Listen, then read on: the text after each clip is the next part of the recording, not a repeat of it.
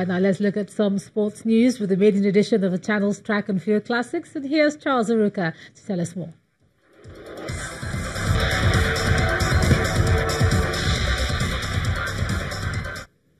And it's spot on, Ijoma.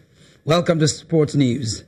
Winners have emerged at the maiden edition of the Channel's Track and Field Classics that attracted over 1,000 athletes from 52 secondary schools. Chiemeka Obogun from St. Gregory's goes into the record books as the fastest boy, clocking 11.8 seconds to win the boys' 100 meters final, while the fastest girl is Tindip College's Alimot Alonle, winning the girls' 100 meters final in a time of 12.8 seconds.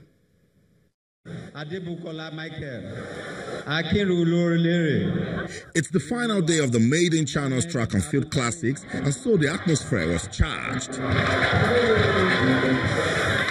Watch out for that man in lane 7.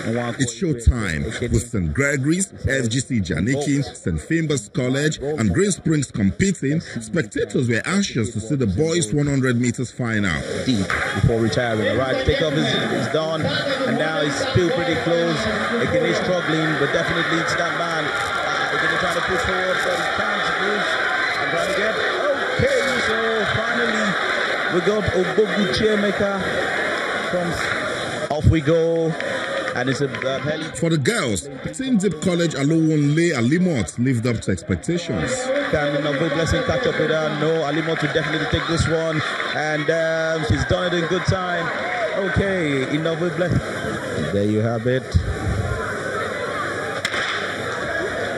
And let's go to the relays. That's one event with so much bragging rights. Running pretty fast, because coming down the bend, you've got in lane 6, Kingsfield College.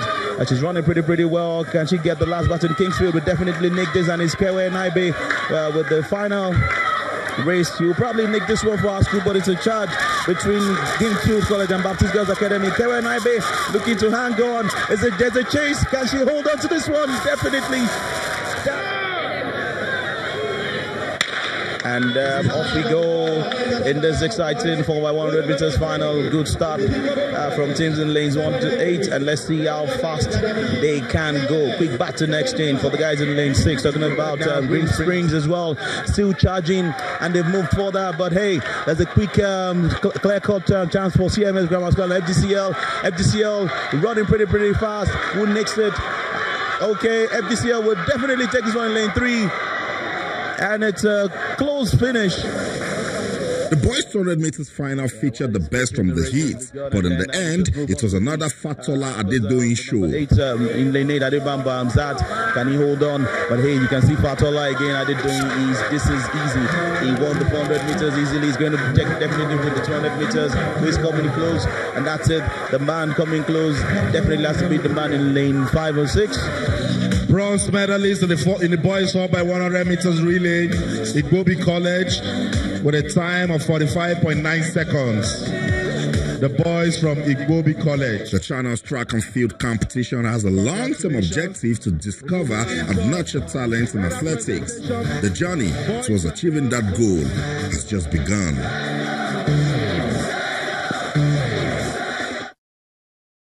Indeed, that's just the beginning. From athletics to football now, Barcelona striker Lionel Messi has revealed that the Spanish La Liga was becoming increasingly competitive when he was presented with Marca's top goal scorer award for the 2017-2018 season. The Argentine, who returned to the pitch on Sunday after 3 weeks off due to a broken arm, was also awarded the Di Stefano Liga Player of the Year trophy for his performances last season.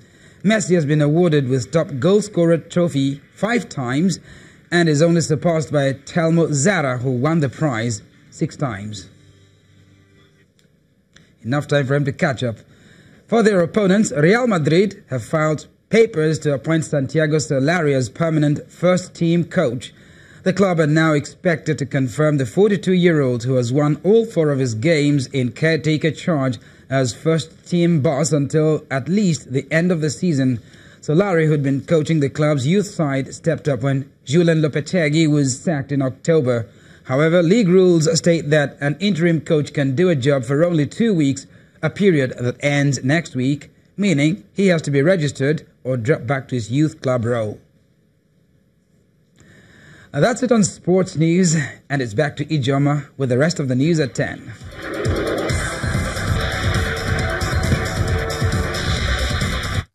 Thanks a lot, Charles. 9 students have died after a fire engulfed a dorm at the secondary school in southern Uganda.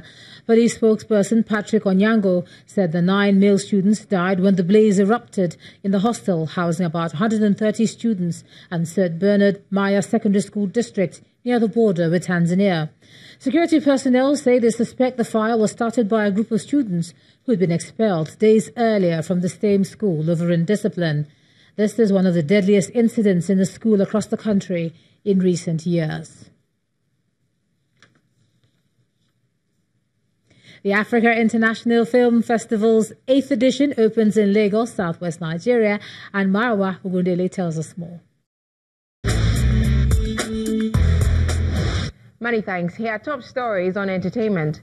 Bolanle Austin Peters and Omotola Jalade Kende were part of industry captains and film lovers who attended the opening night of the 2018 Africa International Film Festival at Frisch.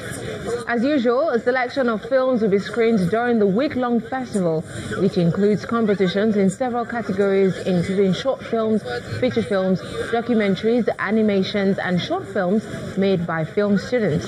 The 2-hour feature film by Jamil XTQ Becker, So the Winter to My Skin, ignited the 2018 AFRIF, which ends on Saturday with awards and the closing film. Iyabo Ojo has concluded shooting of a new film, Under the Carpet, and is proceeding to post-production, featuring a host of stars including Femi Jacobs, Sana Adelano, and Deyemi Okonlawo, as well as Iyabo Ojo herself. The film tells the story of a mother's love which becomes complicated as the child journeys through life. The movie is directed by Tokwe Alake. And that's it from me. Let's head back for the rest of the news at 10. Thanks a lot, Maiwa. And the main news again. Akano State High Court today issued a restraining order against the State Assembly Ad Hoc Committee investigating allegations of bribery against Governor Abdullahi Ganduje. Justice Ahmed Tijani asked both sides to maintain status quo pending the hearing before the court on November the 21st. Also today, the Special Presidential Investigation Panel for the Recovery of Public Property asked the APC governorship candidate in Imo State, Hope Uzodinma, to appear before it tomorrow. Senator Uzodinma, however, denied being arrested by operatives of the panel. And 9 students were today killed in a school hostel fire in Uganda. And that's the news at 10 tonight. Thanks so much for staying with us. I'm Ijoma Honyato. Do have a good night.